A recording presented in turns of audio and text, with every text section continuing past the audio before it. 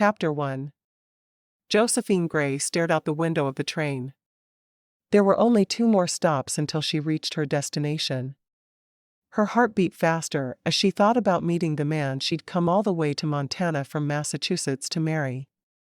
His letter was in her reticule, and she had read it more than a dozen times. She had no idea who she would be marrying other than his name. Gustav Schmidt. In her mind he was German, and though she wasn't, she didn't care. America was called a melting pot for a reason. Soon all the cultures would be blended into one American culture. She'd been told it had already happened in many places, but where she'd been born and raised, Boston, the immigrants mostly kept to their own cultures. She was the product of a marriage between an Englishman and an Irishwoman, which would have been difficult in the old country. Here, though, it didn't matter where you came from. It mattered who you were. And she was determined to feel the same way about her husband. Wherever he'd come from, she was happy to be his bride. When the train stopped, the conductor called out, "Honeywood," and Josie reached for her carpet bag, which carried all of her belongings, except for a few things that were in her reticule. Of course, there wasn't much there. Only a hairbrush, her ticket to show how far on the train she was allowed to go, and some coins to buy herself a sandwich or 2 when she became hungry along the way. Thankfully, Elizabeth Tandy, the matchmaker whose husband had saved Josie and her friend, Mabel, from a horrible fate, had sent her with enough food for the first 2 days on the train. The whole journey seemed to have lasted forever. It felt like she'd been gone from Beckham for more than a month, though in reality it had been more like a week since she'd hugged Elizabeth goodbye.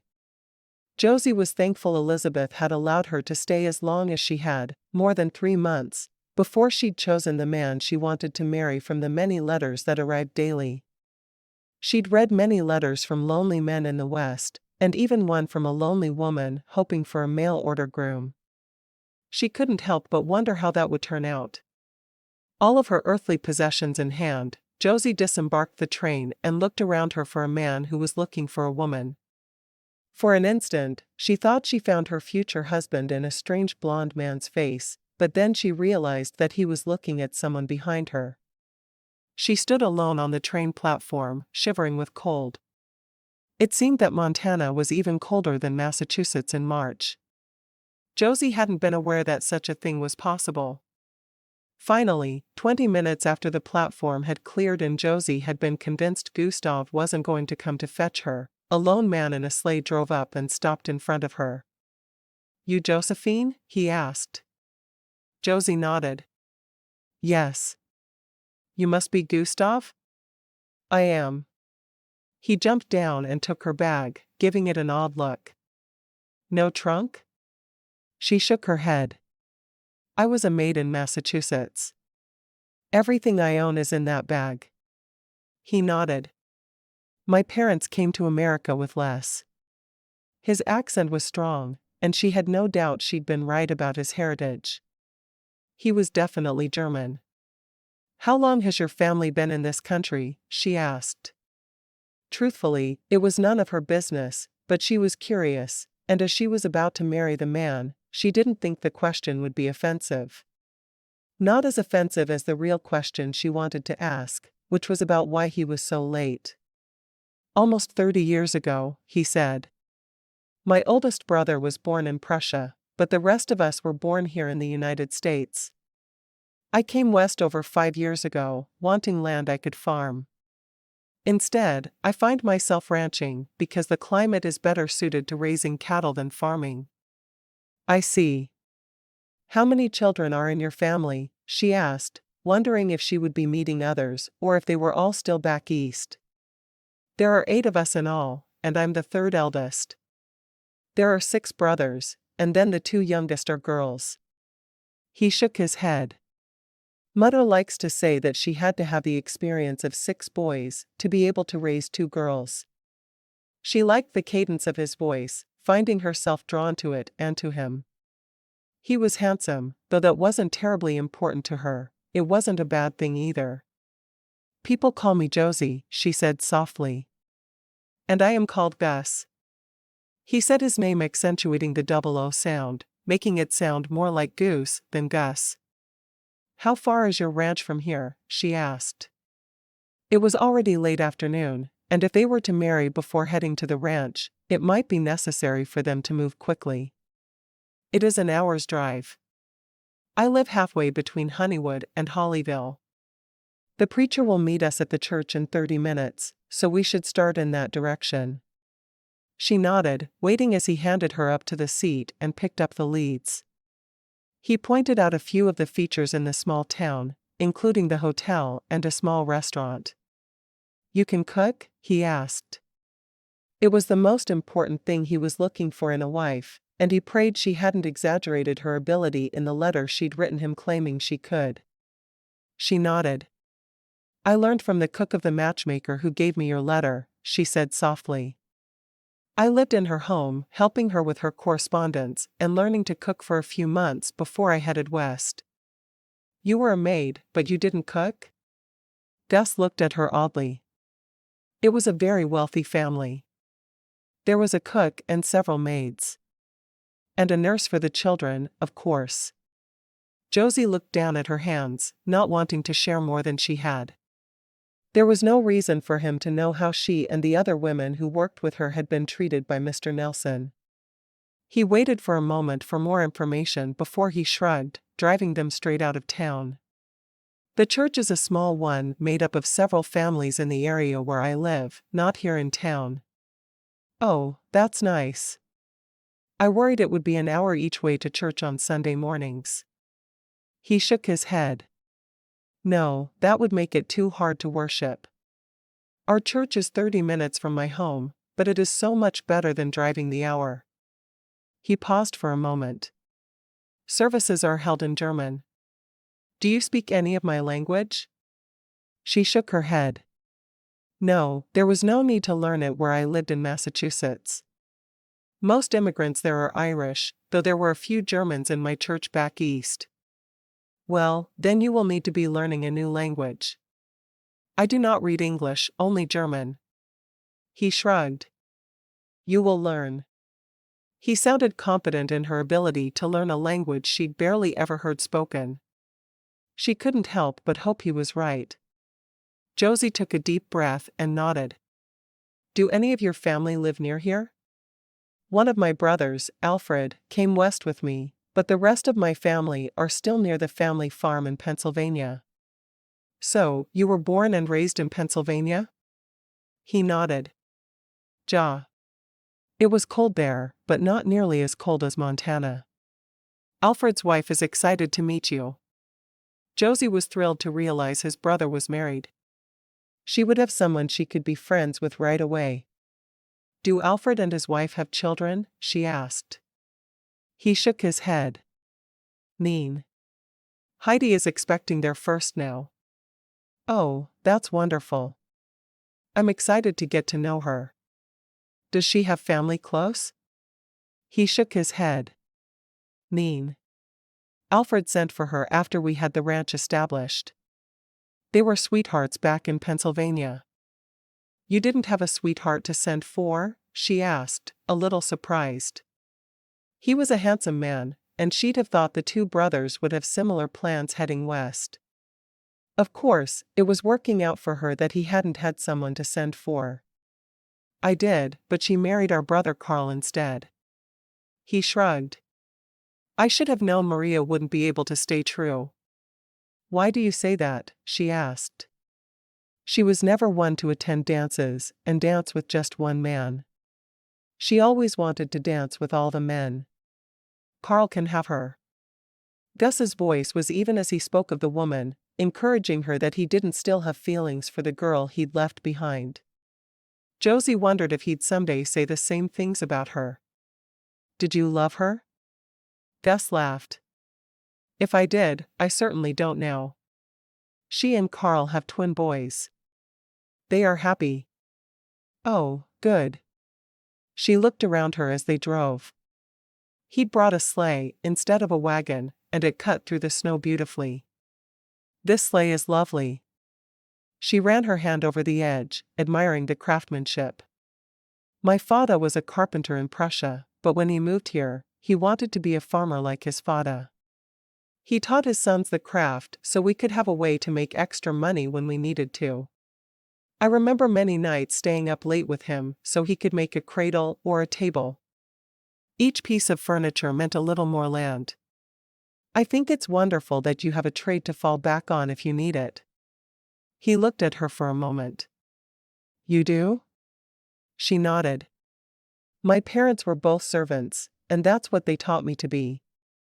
If my father had some sort of skill, life would have been easier for him, I think. She still missed them both every day. They'd died when she was young, and she'd been on her own since. And your parents are still alive? He asked. No. My mother died when I was 10, and my father 5 years later. I was grateful that the family father worked for kept me on as a maid until I was old enough to find a job somewhere else. She had followed her heart to Beckham, where a young man she'd once worked with had moved. Instead of being excited to see her, he'd acted as if he didn't remember her. Still, though, she had a good position in a new home. I'm very sorry. I cannot imagine my life without the guidance of my mother and father. She'd often wished she had somewhere to run to after she'd begun working for the Nelsons. Mr. Nelson had looked at his female servants as sexual prey. She'd been able to avoid his advances, but she worried it may not have ended so well if her friend, Mabel, hadn't found the Tandys. It wasn't easy, she said softly, not sure what else to say. She didn't want him to think she was a loose woman, so she couldn't tell him about Mr. Nelson. He turned the sleigh off the road and onto land with a small house and a church. The church was the very smallest she'd ever seen, but it seemed quaint to her. Is this where we'll be attending church? She asked. The steeple was tall, and all of the windows were made of stained glass. I helped establish this little church with the help of my brother and other German speakers in the area. There are country churches nearer our home, but this is the only one where German is the language that is preached in. The idea of learning to speak German was a bit overwhelming to Josie, but she didn't protest. She would learn. Anything was better than returning to her life as a servant with the Nelsons. They walked up to the door of the church, and Josie was pleased that Gus opened it for her automatically. He had good manners, which pleased her. She wasn't certain yet what she thought of the man, but he seemed as if he would be a good provider. You are late. A man dressed in clergy robes stood at the front of the church, his accent as strong as Gus's. I am sorry, Pastor, Gus said. I was supposed to get my bride 20 minutes earlier than I did, but one of my Maras foaled early, and she had some trouble. I barely had time to wash the blood off my hands before it was time to fetch her. I see. The pastor gave him an admonishing look. I do not like my time to be wasted, Gus. I do not intend to waste your time again. Gus seemed contrite, and Josie actually felt sorry for him, though she was happy to know what had kept him from being on time to get to the platform to get her. Losing a foal would be something very hard for a man like Gus. This is Josie. Josie smiled.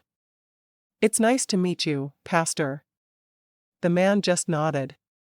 Would you prefer a marriage in English or Deutsch? He asked. Gus smiled. Josie has yet to learn to speak Deutsch, so we must speak English with her for a while. Deutsch is much easier than English. You will see. Then, without waiting for anything else, he began the wedding service. Josie responded when called for, and it was over before she knew it. You may now kiss your bride, the pastor said at the end. Gus leaned down and brushed his lips lightly against Josie's. It felt strange to allow a man to take liberties with her, but Gus, well, it seemed to feel right to her. She leaned into him, feeling safe within his arms. After the kiss, Gus straightened and shook the pastor's hand. Danke. He didn't wait for a response as he turned and led Josie out of the church. Do not be late on Sunday, the pastor called after them. When they got to the sleigh and were on their way again, Gus said, I have never before been late, but that man will never let me forget that I was today. Not for the rest of my life. I think the sermon on Sunday will be about making people wait and being a man of your word. You wait and see. His face was red, and Josie was certain it wasn't from the cold. No, he was angry about the way the pastor had spoken to him. I'm sure I won't have any idea what the sermon is about, Josie said with a smile. Not unless you plan to teach me to speak German fluently in the next 6 days. Gus shook his head. The man is difficult, but he is a good pastor for our people here. I need to not be angry with him. I don't think anyone would like to be called out that way. She was looking around them more excitedly, knowing they were getting closer to her new home. She wanted to ask him if he expected her to warm his bed that evening, or if they could wait to consummate the marriage for a few days, but she didn't know how to bring it up. Do not be nervous with me, he said. That's difficult. I do not expect anything from you tonight. You've had a long journey, and you must be tired. She hoped he meant what she thought he did, but she was sure she'd find out soon enough. Chapter 2. Josie's first look at her new home pleased her. She'd expected little more than a shack with dirt floors, but instead, she found herself looking at a 2-story home with a large wraparound porch. What a beautiful home. Gus smiled. When Alfred and I moved here, we lived in this home together for a short while. He helped me build, and then I helped him build. Once each of us had a frame and a way to keep dry and warm, we moved to separate houses and each of us continued to work on the insides of our home. Still, we sometimes work together to get what we need finished, but neither of us are bothered. Heidi will cook for us, and we will work all day together. That sounds really nice. So, the inside of your home isn't finished yet? She asked. He shrugged. It's mostly finished. The kitchen is complete along with beautiful cabinets. I think you'll be pleased. There are 4 bedrooms, but only one has been completed. I am working on making a bathroom, but it will be a year or 2 before it works. I see. She was used to having an indoor bathroom, but she could wait until he was finished. It would just be cold running out to use the outhouse in the middle of the night. I look forward to seeing it. Then let me show it to you, wife. He jumped down and hurried around the sleigh to help her to the ground. I do hope you're as pleased with it as I am. I'm an easy woman to please, Josie said softly, wondering if it was true. No one in her life had ever truly tried to please her, so she was unsure. All she knew was that she was grateful she wasn't moving into a shack with dirt floors. I'm very happy to hear that. It will make my life a great deal easier. Gus had a smile on his face as he led her up the stairs and into the house. The door opened into a dining room, and she could see the kitchen off past it. She'd expected to be living in a 1-room cabin, so she was already thrilled with her new home. He led her off to the left, where there was a parlor and some comfortable-looking furniture. I figured when I had a wife, she would like to choose the color of the curtains for herself. Josie nodded. I would like that a great deal. I've never had the right to choose the colors that surround me. The only new dress she'd ever had was the one she was wearing, and she'd sewn that at Elizabeth's house after leaving the Nelsons. She hadn't even known what color she liked until she went shopping. She'd simply accepted what she was given. I've already let the merchant in Hollyville know that you are welcome to purchase on my account. I do not like the man who runs the general store in Honeywood because he overcharges and tries to rob people, so I tend to do all my shopping in Hollyville. Wait, Hollyville, Montana? My very dearest friend lives there. She thought he'd mentioned the name of the town earlier, but she couldn't remember for sure. She was working so hard to get to know him that the name of towns had slipped right out of her head. He smiled. We'll make sure we call on them the first chance we get, which will probably be tomorrow. We'll need to make a trip to town for supplies. I didn't know what you would want on hand to cook with, so I scheduled a drive into town. It probably would have made more sense to have you get off the train in Hollyville, But I wanted my pastor to be the one to marry us, not some stranger. I understand, and I'm glad you did it how you did. It is always best to be married by someone you can trust. She didn't know where the words came from, because she truly had no idea if it was best to be married by a friend or a stranger, but she felt like the conversation called for what she said. He led her through the dining room, and she was pleased to see there were 6 chairs at the table. They could easily have company over when they chose to. There were no curtains in the dining room either, and she could see there would be much sewing in her future. The kitchen was truly a sight to behold. There were cabinets above the counters all around the room, and she was excited to be able to use them. There was a door leading off the room, and when she opened it, she discovered a small pantry. There was little on the shelves, but there were many drawers that had been built for staples such as flour and sugar. I will love using this room. He grinned, pointing down the cellar stairs. We don't have to go down right now, but there are many shelves down there for keeping canned goods. I never dreamed your home would be this modern. I wanted it to be perfect for my future bride, whomever she ended up being. Gus loved her reaction to what he'd accomplished in the house. She was genuinely pleased, and it made him feel as if he'd done good work. Well, your bride is thrilled at this moment, Josie said with a grin. He led her past the kitchen to another room. This is my bedroom. She nodded. With his use of the word my, it made her think there would be a bedroom for her as well. He walked to another door at the other side of the kitchen and opened it. The other bedrooms are upstairs. And the bathroom will be through that door once I finish it. It's all lovely. Never in her life had Josie imagined living in such a beautiful home that was hers and not an employer's. I still have a lot of work to do on the bedrooms, so it would be best if you didn't try to go up there right now. There are boards that haven't been nailed up, and tools lying about.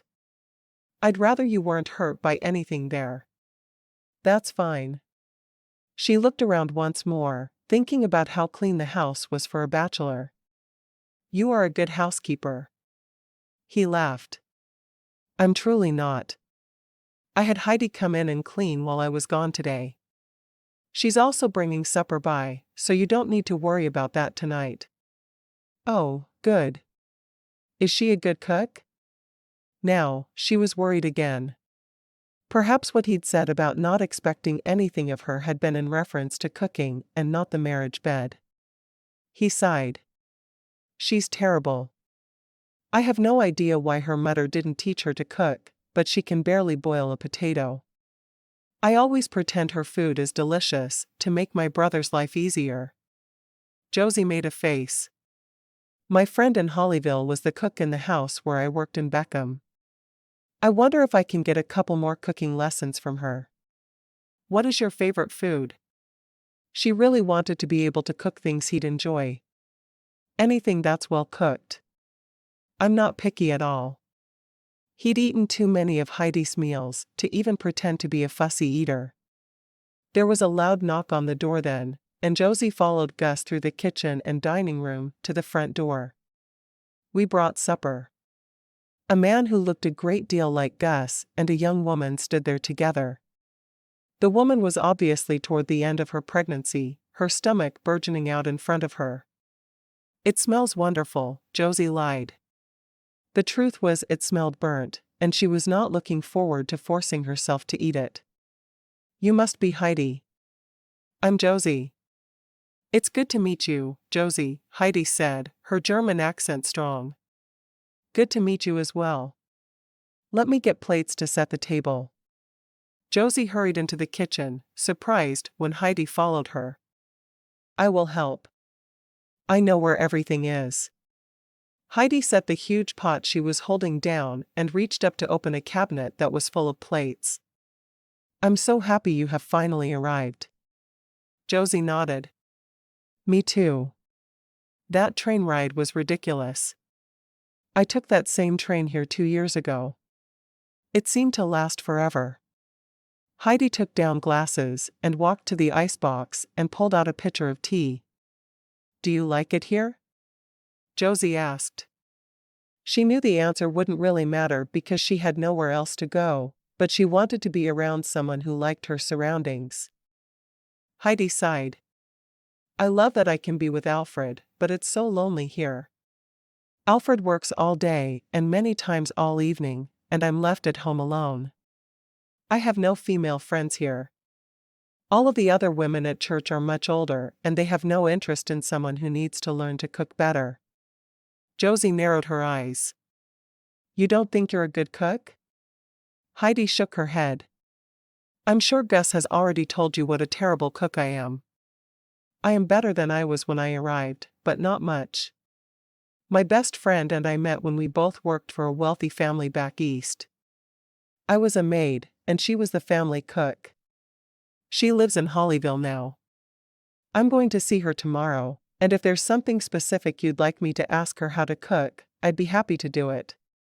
Heidi clapped her hands together. Is Gus taking you? I presume he is.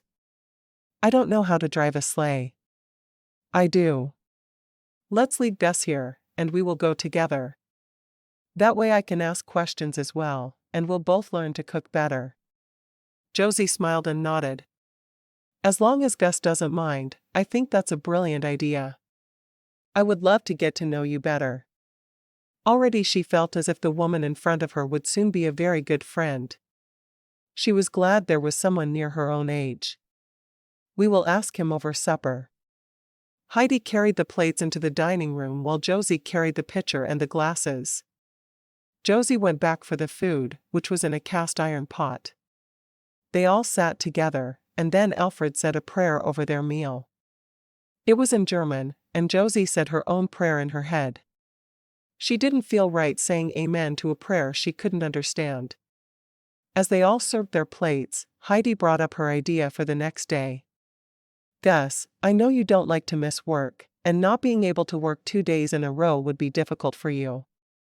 Why don't you let me drive Josie into town tomorrow, and the two of us can ask questions of her friend about how to be better cooks? God knows my cooking needs some help. Gus thought about it for a moment before nodding. I think that's a wonderful idea. The meal was a simple one, made of beans and bacon. It was as unpalatable as Gus had warned Josie it would be, but she carefully kept her face even as she ate each bite. Heidi dominated the conversation for the meal, talking about how excited she was to finally have a friend. And you will be more than a friend, Heidi exclaimed. You'll be a sister. Josie smiled. I've always wanted a sister. And I promise to be the best aunt in the whole wide world. Do you sew well? Heidi asked. I'm working on making some clothing for the baby, and I find I'm terrible at it. It's hard to sew without my mother leaning over my shoulder and telling me that I'm doing it all wrong. I do sew, and I enjoy it a great deal. I made the dress I'm wearing. Oh, you're much more skilled than I am then. It was all I could do to take this dress out so my belly would fit inside it. Heidi shook her head. I'm good at cleaning though. It was the only skill my mother focused on with me. All of my sisters can cook and sew, but none of them clean as well as I do. We'll figure it all out together, Josie said with a smile, finding herself excited to look forward to days spent with the gregarious woman beside her. Alfred said little, but the way he looked at Heidi told Josie exactly how he felt about his inexperienced wife. After supper, Heidi offered to help with the dishes, but Josie said she was happy to do them because Heidi had cooked a truly memorable supper. At her words, both women laughed. Thanks for humoring me. I have a feeling we're going to have to trade off houses for supper.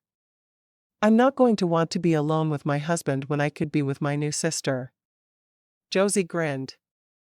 And we'll learn all about cooking together. I'm sure Mabel will give us tips tomorrow on how to be the best cooks in the West. Wait, your friend is Mabel. Mabel Caldwell? She's just opened a restaurant attached to her husband's hotel. She's your friend? Heidi looked surprised. I've eaten there. She's an amazing cook. I know. We worked for the same employer, and we even shared a room back in Massachusetts. I can't wait for her to teach us everything she knows. Does she even know we're coming? Heidi asked. Of course not. It'll be a fun surprise. I sure hope so. After the other couple had left, Josie did the dishes and left the kitchen as pristine as it had been while Gus went outside and did his evening chores. As Josie worked, she hummed to herself. Gus was a handsome man, and he seemed to be understanding, and she'd already made friends with her new sister-in-law. Coming west was the most brilliant thing she'd ever done. When Gus joined her, she tried not to yawn, hiding it behind her hand. You're tired, he said, frowning at her. I'm sorry we had company tonight. I should have just had Heidi drop off supper. Josie grinned. You should have let me cook. You understated how truly terrible her food is. He nodded. I didn't want to scare you. Then I guess I should be pleased that you gave me a warning. I brought a notebook full of receipts that the cook who worked for Elizabeth Tandy made for me. I'm certain I'll be able to do better than Heidi pretty quickly. I'm glad you think so. I swear if I have to eat any more half-cooked or burnt meals, I might just go crazy. Josie laughed. I can't promise mine will be perfect, but I will do my best to learn quickly. The little cooking I've done has been edible, and I enjoyed doing it. A little more practice, and I may open a restaurant like my friend did. Your friend you're going to see tomorrow? In Hollyville? Gus's face lit up. I ate there last week when I went into town. Now I know you'll be the best cook in this whole area. I sure hope I will. It just takes practice on my part, and a little patience on your part. She hid another yawn behind her hand. I'll be patient with your cooking and with our marriage bed. You need to sleep tonight, and I'm not going to prevent that. She nodded. Thank you. Somehow, it felt right to walk to him then and wrap her arms around him, resting her head on his shoulder. You're going to be the very best of husbands. I can feel it. Chapter 3. The following morning, Josie was up before dawn as usual. She fumbled into her clothes in the dark and then went to the kitchen to start breakfast. Thankfully, there were eggs and some fresh milk. She didn't see bacon or bread, so she would have to deal with buying what she needed to bake bread while she was in town later that day. She scrambled a dozen eggs, unsure how many Gus would eat. With nothing on hand to go with the eggs, they would need to fill up on them. She made a pot of coffee and had just poured herself a cup when he came out of the bedroom. You're up early, he said, yawning. I've always been a morning person. It's peaceful early in the day. She poured another cup of coffee and handed it to him. Breakfast is ready. I really couldn't find what I needed to make anything but scrambled eggs. He nodded. I have no supplies. You and Heidi need to purchase everything you could possibly need. He sat down at the kitchen table and waited for her to bring their plates. When she was sitting across from him, he noticed she had a notebook and a pen. He nodded to them. What are those for? I'm making a list of your favorite breakfast foods. He thought for a moment and began listing things that should be easy for her to make. He hoped. He really didn't want to end up eating the way his poor brother did. I really love pancakes. I have a receipt for pancakes, and I've even made them a couple of times. Bacon? Who doesn't love bacon? He asked. Crazy people. She glanced down, feeling like she was getting an idea of his tastes. Would it be all right if I warmed up what was left from supper for our noon meal every day? He nodded. That sounds very smart. Alfred and I often work on his land one day and mine the next. We have about 6 ranch hands between us, but you won't ever be expected to feed them. Just let me know when Alfred will be joining us for the noon meal. I hope Heidi and I can spend some time together learning to cook. I didn't think I was a more experienced cook than anyone until I tried Heidi's cooking last night. I was surprised when she made jokes about it so easily. She doesn't seem to mind when we laugh about how terrible she is. Josie grinned, shaking her head. She doesn't mind even a little bit. I talked to her about it, and she told me she knows how awful she is, but she has no idea what to do about it. So, starting today, we'll work on it together. These eggs are good, he said. I'm pleased to know you can cook something. Josie laughed at that. I hope I can continue to please you. I will certainly try. When will Heidi be here to go to town with you? He asked. We said around 8. I want time to do the dishes and take a bath. The worst thing about that long train ride for me was I didn't have a place to bathe. I think that's a good idea. Gus got to his feet. I'll be in to bring you the milk and eggs for today. I am going to work with Alfred on his land, so don't worry about feeding me lunch.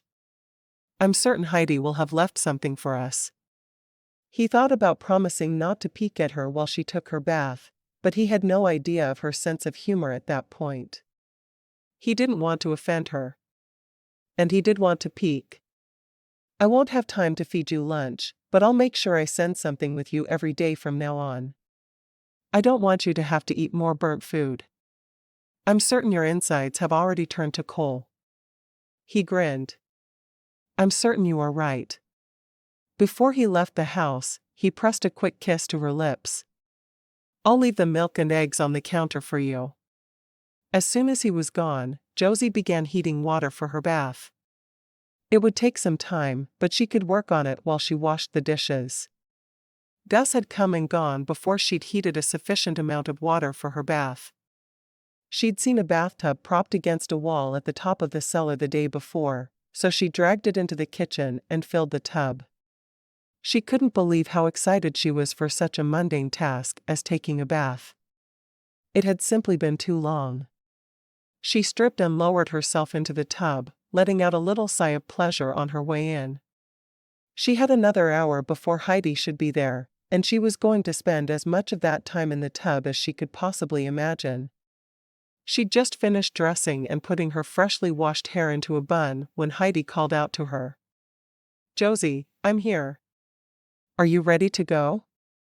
Her hair would likely freeze along the way to town, but if she wore her bonnet, it would be just fine. Josie walked into the dining room where her friend waited. I'm ready. She had a bit of money in her reticule she could use if she wanted to purchase something personal, but she'd use the credit Gus had established for most things. Let's go then, Heidi said. I haven't spent a day with another female in too long. We're going to have fun today. I miss being able to shop with my sisters. We will have fun. I can't wait to introduce you to Mabel. I'm actually very excited to see her. It's been months since she left Beckham. In the sleigh, Heidi took the leads. Do you drive? I don't, Josie said. I was the child of servants, and we never had our own wagon or horses, so I never had a chance to learn. I'll teach you on the way back. I love driving too much to give up the leads on the way there. Alfred doesn't think a woman should drive if there's a man to do it, so it's a rare treat for me to be able to drive. That works for me. Josie leaned her head back. The blankets covering them made her feel like she was snuggled in her bed, but she loved the wind against her face. Tell me about the family you worked for, Heidi said. Josie sighed. It wasn't a good situation. The man of the house liked to prey on his female employees when his wife wasn't looking. That's why Mabel and I both left. Thankfully, there was someone willing to help us find better situations for ourselves. Oh, I had no idea. Josie nodded. I'm glad it's not written on my face. I was frightened, especially when Mabel told me she was leaving. I thank God every day for the interference of the kind couple who took us both in and found us husbands. So that's why you're here. I guess that makes sense. Heidi stared straight ahead for a moment. Do you plan to be a good wife to Gus? Of course, I do. Before I came here, I learned to cook. Well, I learned the basics of cooking. I applied everything I had to learning to be a good wife. Josie didn't want Heidi to think that she wasn't devoted to being the best possible wife she could be. "Then we can be friends," Heidi said. "For a moment I was worried that you were only here to get away, and not to be a good wife. I definitely plan to be the best wife I can be." Josie watched around her as they drove, loving the comfort of the sleigh. "Did Alfred make this sleigh?" Heidi laughed softly. "Oh, no. Alfred is good at making cabinets and building houses, but he was never as skilled as Gus. Gus made this one and yours." "Did Alfred make you a cradle for the baby?" Josie asked. She had to wonder what type of preparation the other woman had made for the baby who would be there soon. "Ja. And it's a good solid cradle. I think Gus helped him with it when I wasn't looking." Josie grinned. "And I'll help you make clothes for the baby when the men aren't looking. You are going to be the best sister, aren't you?" "I try hard to be the best at everything." Josie had never made a truer statement. If she found out another maid was better or faster at a task than she was, she applied herself to becoming the best. She had a reputation for being the fastest and best at many things. When they reached town, the first place the two women went was the restaurant inside the hotel. When Josie explained that she was there to see Mabel, she instead ended up talking to the owner of the hotel. "Why are you looking for Mabel?" the man asked. "I'm a friend of hers from back east. We were roommates in a house where we both worked." "Josie?" he asked. "Yes. Mabel has spoken of me?" Josie wasn't surprised. She'd already mentioned Mabel to Gus, and she'd just met him the previous day. There was no doubt in Josie's mind that this was Mabel's husband. "She's spoken of you often. Is she expecting you?" Josie shook her head. "I just realized when I arrived yesterday how close we would be living together. I hoped to surprise her." He smiled and nodded. "Of course. She isn't working today, as she splits the amount of time she must work at the restaurant with a chef I hired." He walked outside and pointed down the street. "That house is mine. Go and see her. It will be more fun if her attention isn't divided between you and her work anyway." "Thank you, Mr. Caldwell. I so appreciate it." Josie and Heidi left the hotel with renewed purpose, both of them excited to see Mabel. When they reached the house, Josie knocked and waited impatiently for her friend to open the door. Instead, it was an older woman who had a toddler on her hip. "Yes?" Josie felt let down, but she soldiered on. "Is Mabel here?" The woman nodded.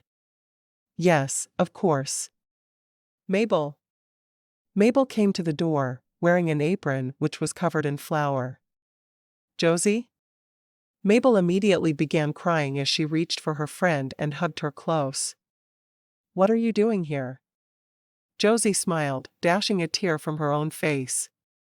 "I married a rancher who lives about an hour drive from here. I came to town for supplies with my new sister-in-law, and I stopped to see you." Mabel threw the door wide.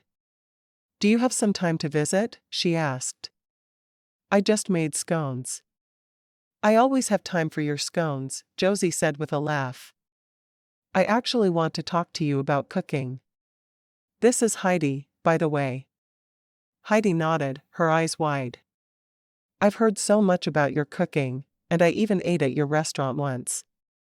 You are the best cook around." Mabel shook her head. "It's odd to me that people talk about my cooking, but I suppose if they say nice things, that's all that matters." "Many nice things," Heidi said. "Come in. Come in. Sit at my kitchen table and drink tea with me, and we'll talk about cooking." Mabel led the other two women into the kitchen, then turned. "Aren't you coming?" "Are you sure?" the older woman asked. "Of course, I'm sure. Ladies, this is my mother-in-law, Mrs. Caldwell. And this is my dearest friend, Josie, and her new sister-in-law, Heidi." Mabel hurried to the stove to put tea on.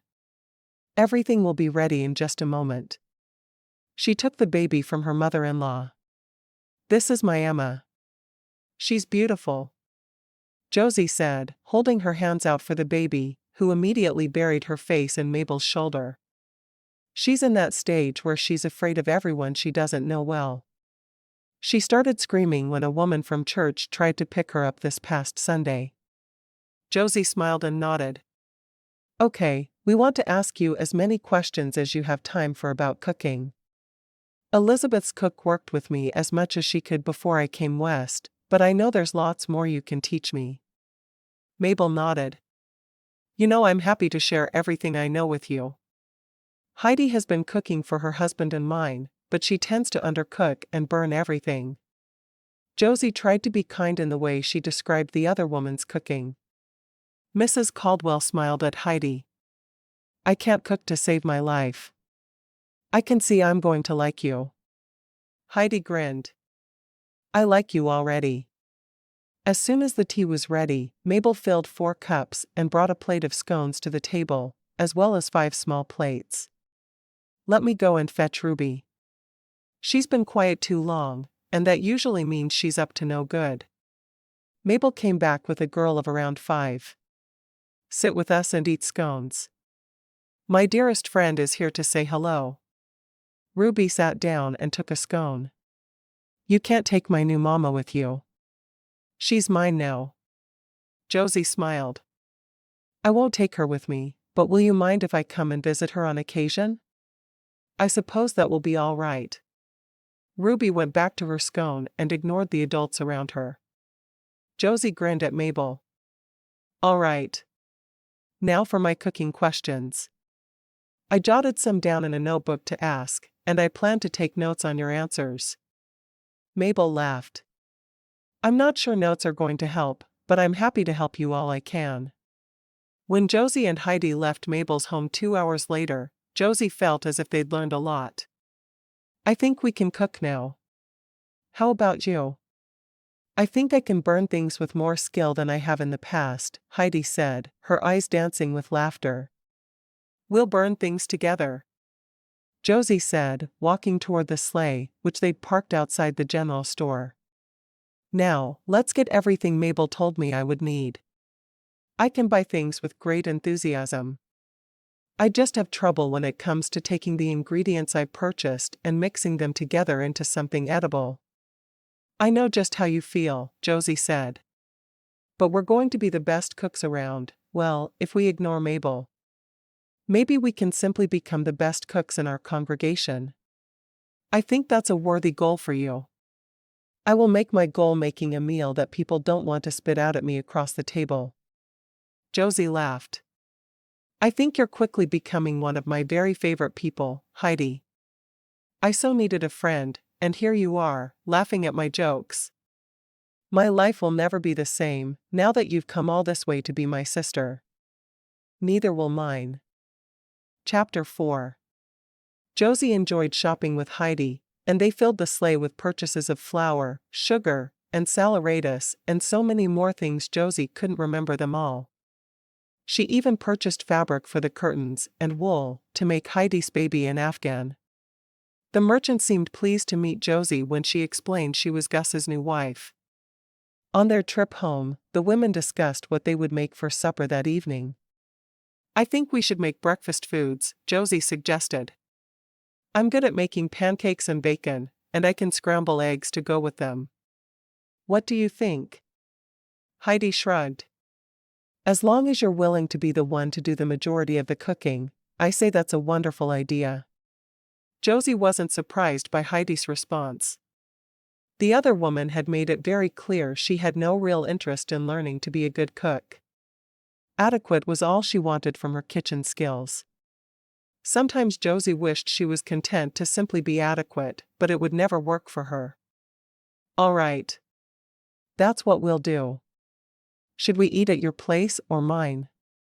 Josie had yet to see the other woman's house, but she was certain it would be beautiful. Gus and Alfred were both talented with their hands. Let's eat at your place, Heidi said. Sounds good, but we have to eat at your place sometime. Sure. When you come over and spend the entire day cooking, then we'll eat at my place, and I'll take some of the credit for your hard work. Josie sighed. You have to learn to cook as well.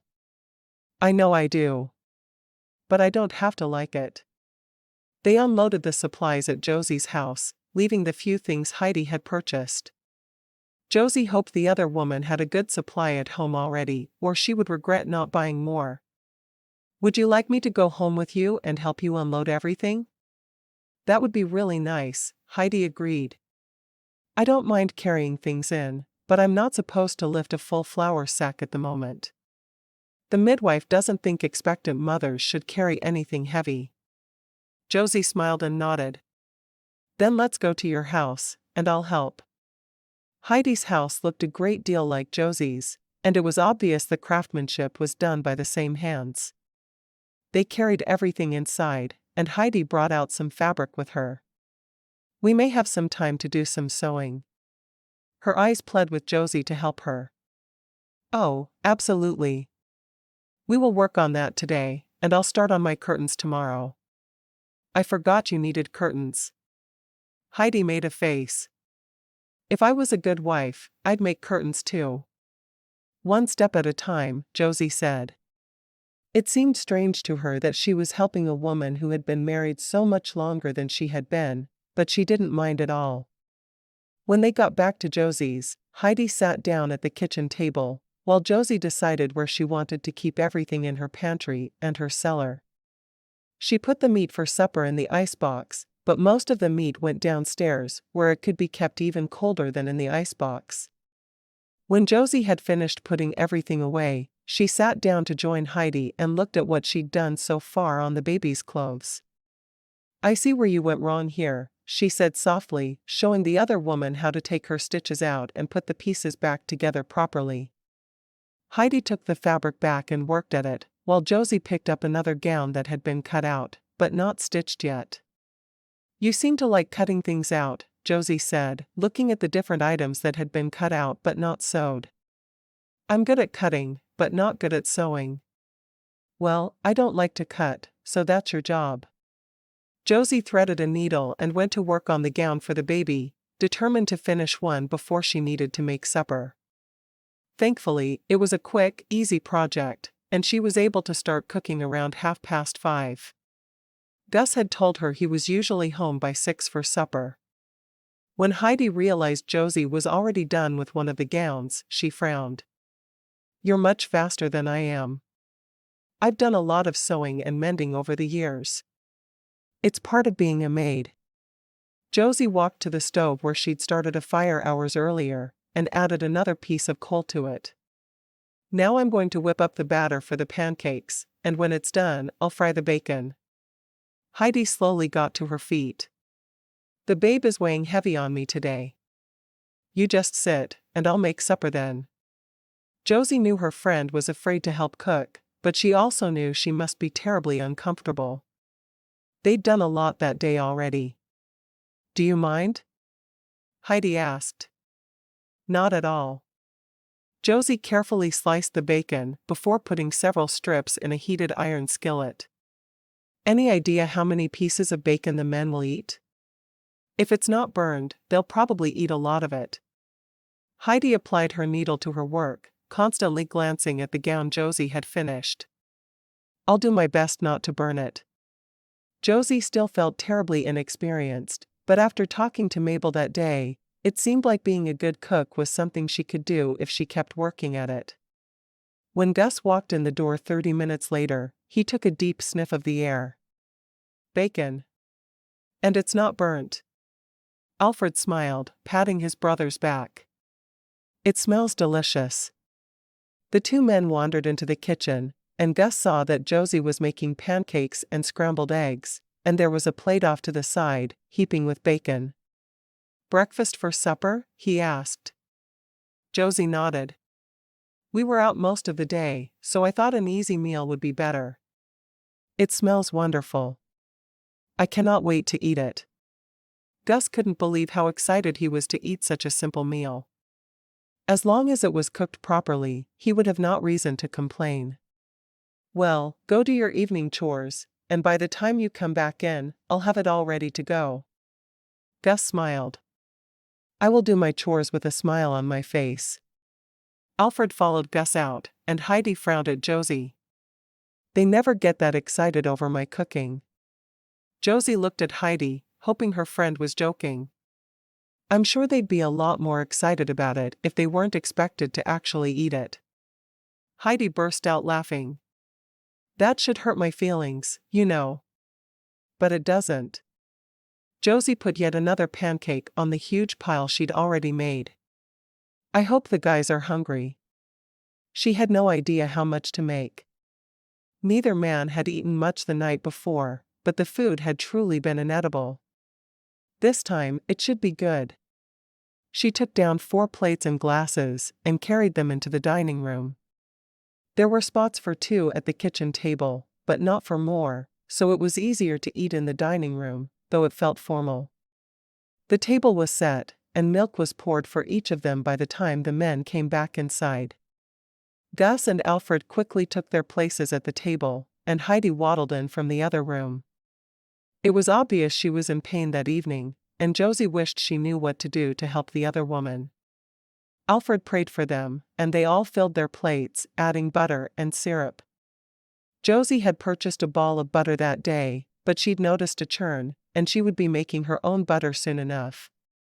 Josie waited with bated breath until one of the men had eaten his first bite of the food. Gus sighed contentedly. These pancakes are even better than Mutter used to make. Josie smiled. I'll take that as a compliment.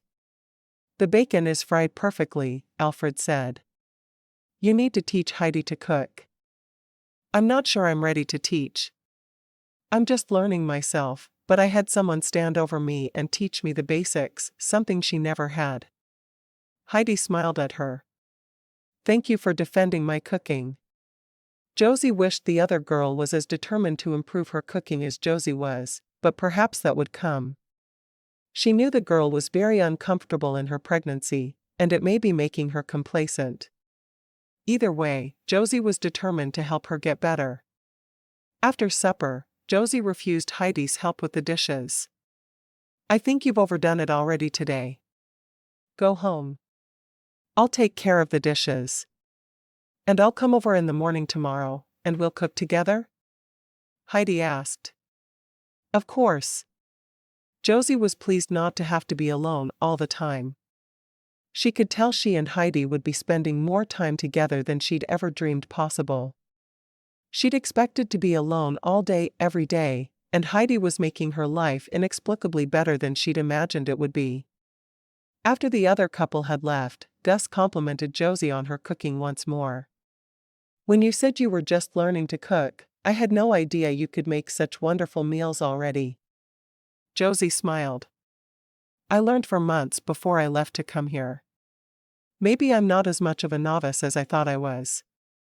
You are not a novice at all. I'm so happy I won't have to eat Heidi's meals any longer. I'd almost forgotten what well-cooked food tasted like. Hopefully, Heidi will take this opportunity to learn to get better at cooking herself. I think if she puts her mind to it, she'll be able to do quite well. I think she will. But maybe not until after the baby is born. This is her 3rd pregnancy. She lost the other babies, and I think her mind is occupied with keeping this one inside her. I had no idea. I'm surprised she didn't say anything. It is not something she talks about. It hurt her deeply to lose her babies, and Alfred said she is already feeling very achy. She's worried the babe will come too soon. Josie bit her lip. Has she seen a doctor? Of course not. She's seen her midwife, but doctors don't deal with birthing babies. That's women's work. I know that when a woman has trouble with pregnancies, they can see a doctor who may be able to help. Well, I don't know about that, but I do know she is only seeing her midwife. He sighed. What do you plan to cook for supper tomorrow? I have what I need to make a roast, a beef stew, beans with ham. A filling beef stew sounds wonderful to me.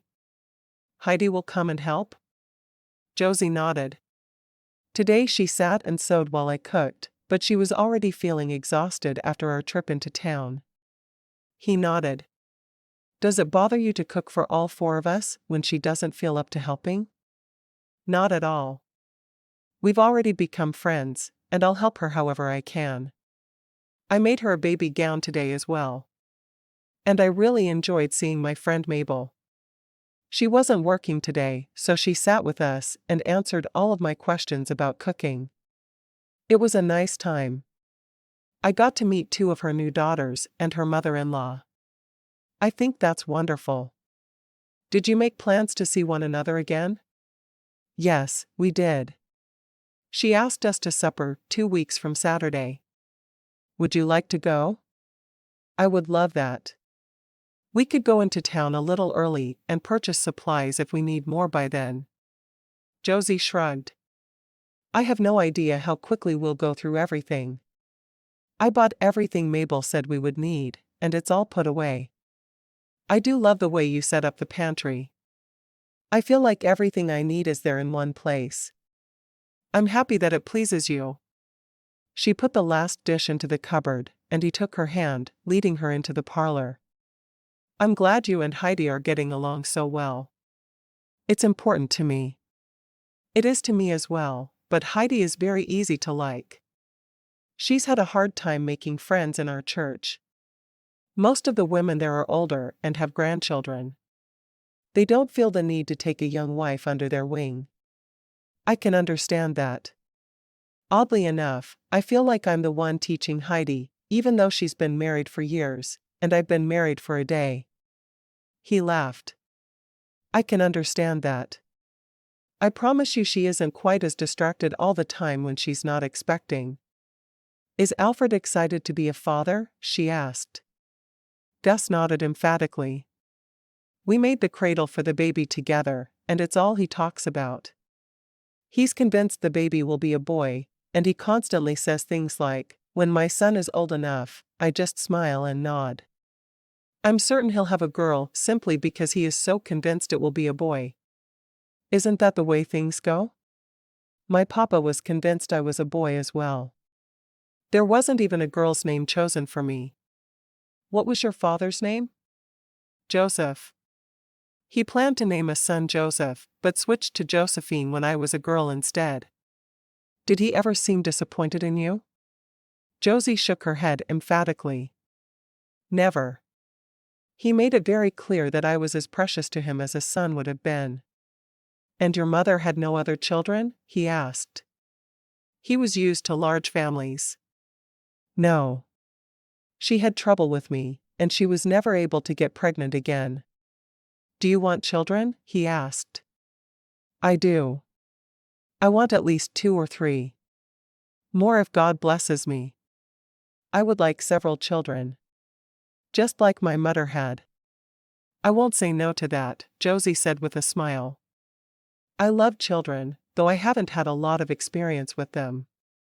I took over for the children's nursemaid when she was unwell, but I only had to follow her schedule for the day, which was easy for me. You have more experience than I do then. He yawned. Today was another big day for you, I know. I would like to consummate our marriage tomorrow night if you think you'll be rested enough. Josie nodded, feeling fear hit her in the pit of her stomach. I should be rested enough. Tomorrow will be a day of cooking and sewing. Neither are terribly taxing. He leaned toward her and kissed her softly. I feel like I should be a good husband and give you time to get to know me better, but I also know that I can't sleep beside you for long without making you my wife in every way. You have been patient and wonderful, she said softly. Tomorrow is fine. But it wasn't. She thought about the way Mr. Nelson had held her down and forced his tongue into her mouth. Would she be able to get the man out of her mind as she allowed her husband to make love to her? Chapter 5. After finishing the breakfast dishes the following morning, Josie set about making curtains for the bedroom. They were needed in the kitchen, dining room, and parlor as well, but she knew she would sleep better once they were up in the bedroom, so that had to be her first priority. It had been awkward sleeping with Gus the past couple of nights. She'd been tired, but she'd lain awake listening to him breathe instead of sleeping. Hopefully once they'd become intimate, things would be easier. She still worried about that intimacy, but Mabel seemed to be doing quite well with her marriage, and Josie hoped that things would be just as easy for her. She'd just finished cutting the curtains when Heidi came in, walking in the front door and calling for her. It was a little strange to Josie that she didn't feel the need to knock, but it made sense in some ways. Heidi'd been the one doing all the cleaning there, and it had presumably been done while Gus wasn't home. She should feel comfortable there. "Good morning," Josie called back. Heidi walked into the kitchen and sat at the table. "What are you working on?" she asked. "Oh, I want to hang curtains in the bedroom. I'll work my way through the house, but bedroom first. I was hoping we could work on baby clothes today." Heidi looked disappointed. "Of course, we can. Around other work." Josie stretched her arms out behind her. "What else do we need to do today?" Heidi asked, looking wary. "I've already cooked breakfast, done the dishes, and swept my entire house. I want to try my hand at fresh bread today.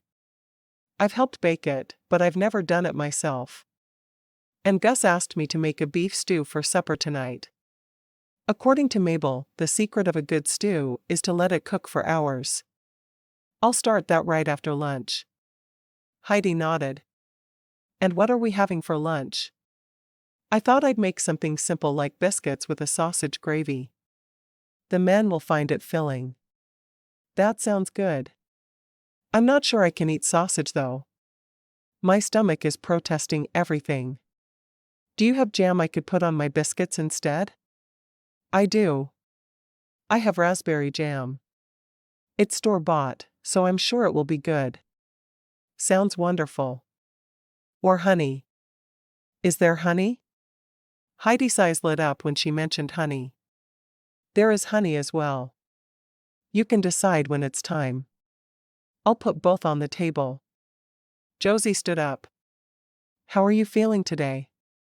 She needed to know whether Heidi would be able to help with the cooking or if she'd be doing it all herself. "I'm sore.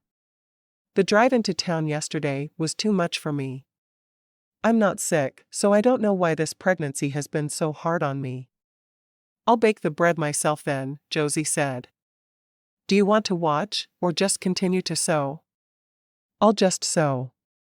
I find that I can't seem to focus on much right now, so you'd just have to teach me again after the baby is born. I've heard that happens sometimes."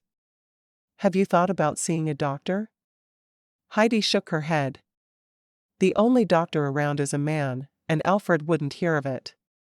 I've asked him a couple of times, and he thinks it would be wrong for a man to have to examine me." "I see." Josie didn't really though. She thought her friend should see the person most qualified to help her, and that person would be a doctor.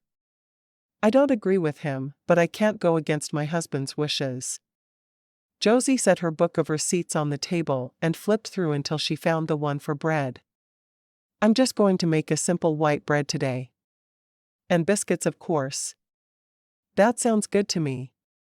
If you need me to help, let me know." Heidi stabbed her needle into the gown she was working on, obviously determined to finish it that day. "How many gowns are you going to try to make before the baby arrives?" Josie asked as she carefully measured out flour, yeast, salt, water, lard, and sugar.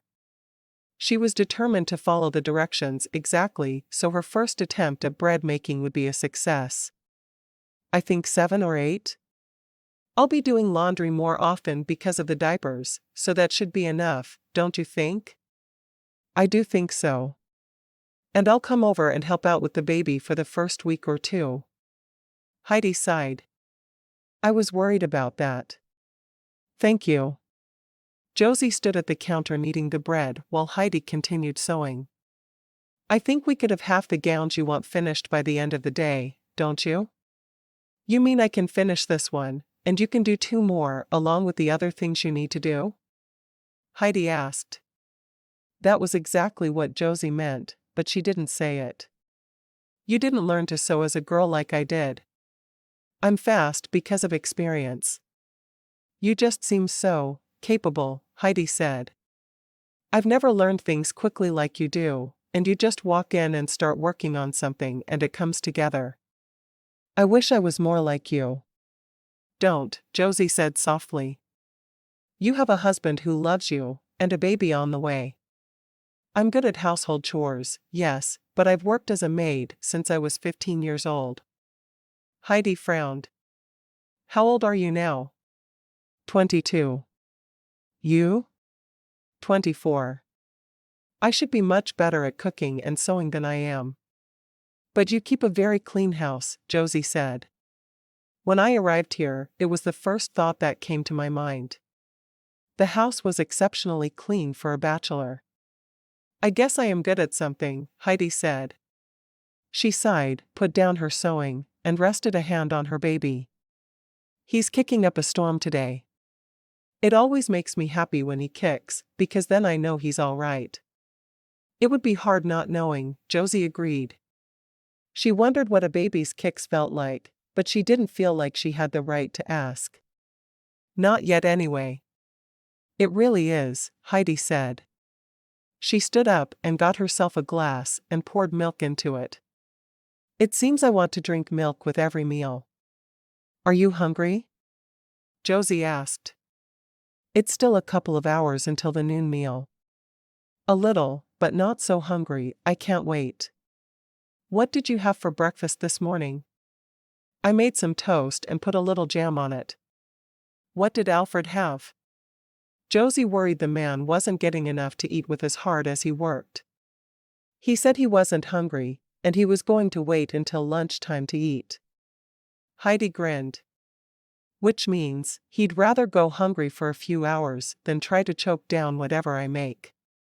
Especially when he knows you'll be cooking for him in a few hours. You should both start joining us for breakfast. At least until the baby is born. Josie knew that it was a mistake to offer, but she couldn't abide the thought of either of them going hungry simply because she didn't want to commit to cooking for more people all the time.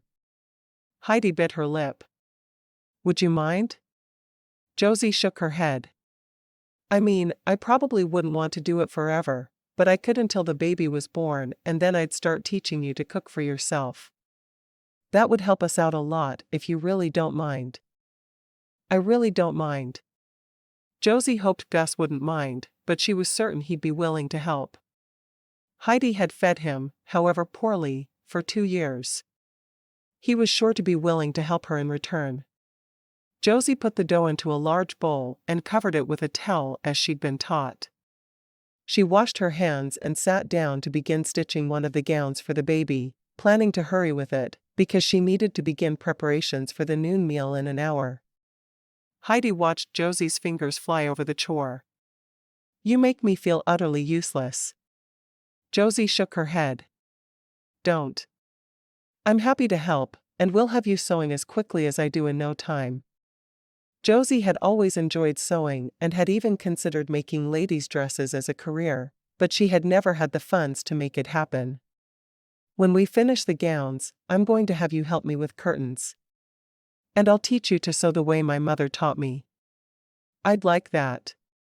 The first gown was finished just as Josie felt the need to get up and punch down the bread before starting the noon meal. She set it down and headed for the work table, fully aware Heidi was picking it up and looking at her work. I have a receipt to make biscuits that melt in your mouth, Josie said.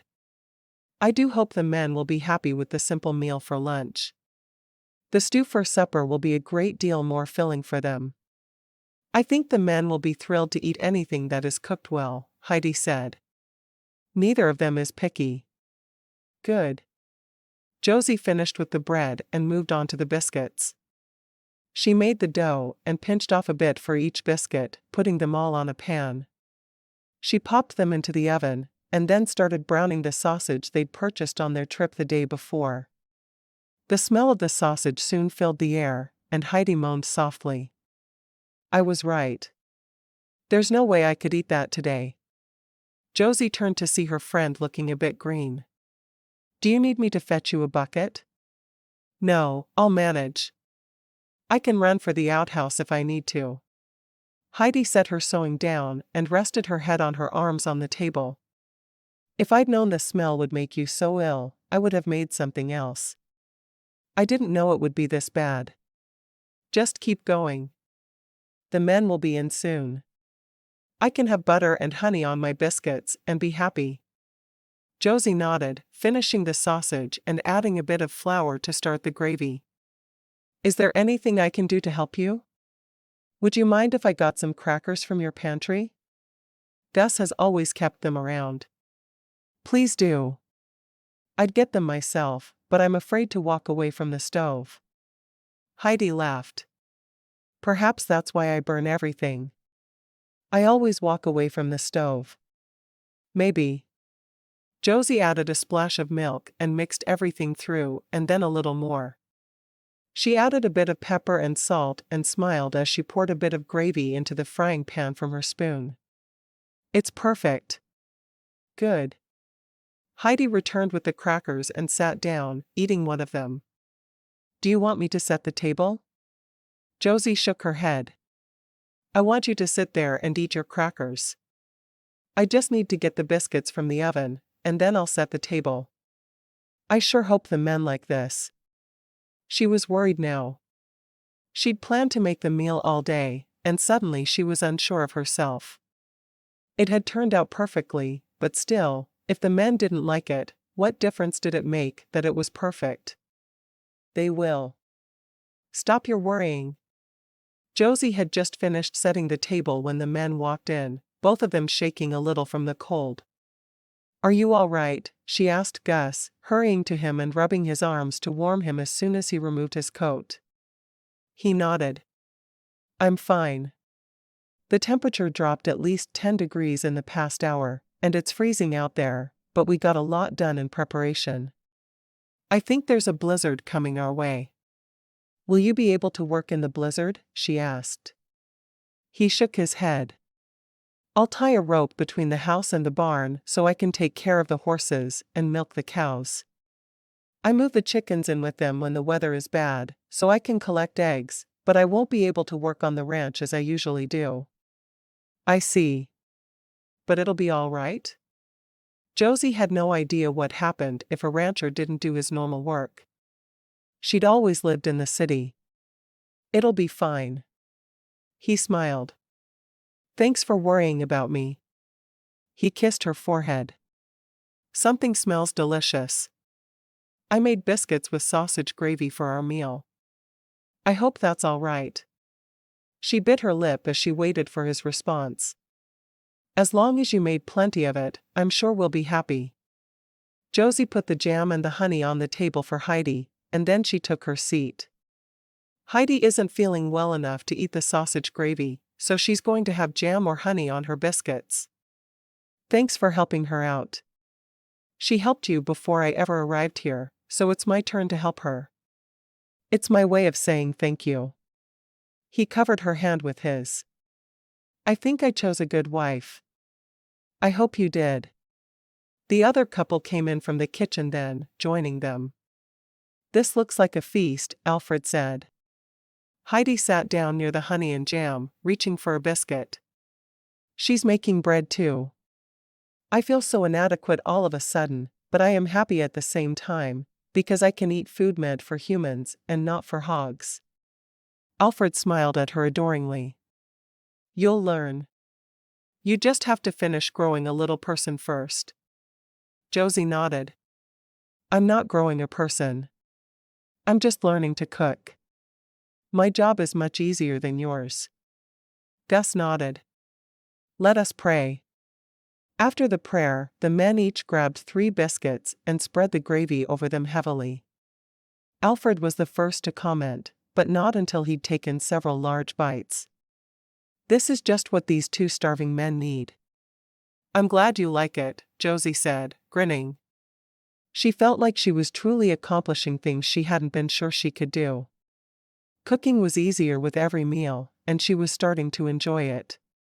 She'd never have guessed such a thing was possible.